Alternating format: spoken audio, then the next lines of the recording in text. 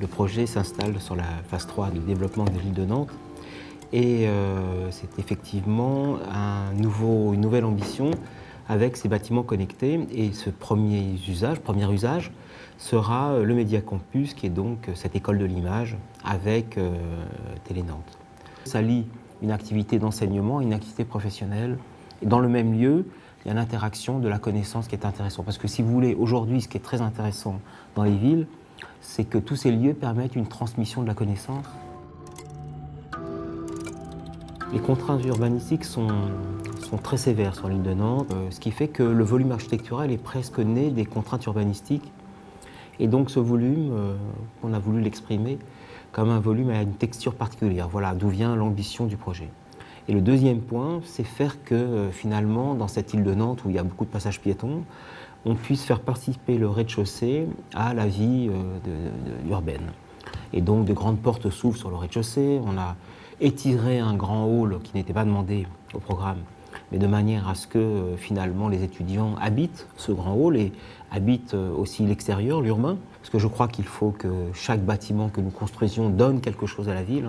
C'est comme ça que la ville sera publique, elle sera portée par tous. Vous savez, la ville, il faut que tous ces lieux appartiennent à tout le monde. Il y a des lieux qui appartiennent à tout le monde dans la ville et des lieux qui appartiennent à personne. Et ces lieux qui appartiennent à tout le monde, il faut qu'ils soient ouverts. Et évidemment, l'école, c'est le bon programme pour les rendre totalement ouverts. Le bâtiment est une structure évidée.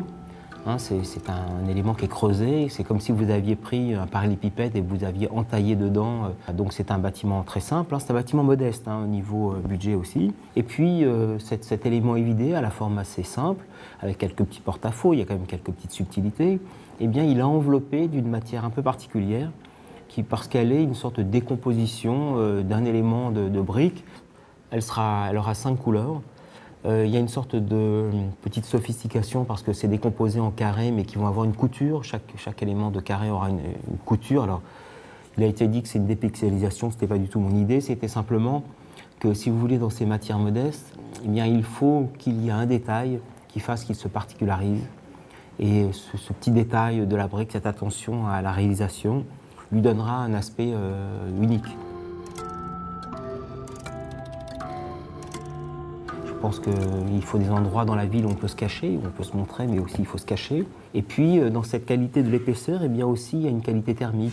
C'est-à-dire qu'on peut aussi protéger des lieux, leur donner la bonne qualité de lumière à l'intérieur, pas que ce soit simplement des bocals dans lesquels rentre le maximum de lumière, devant lesquels il faudra se protéger.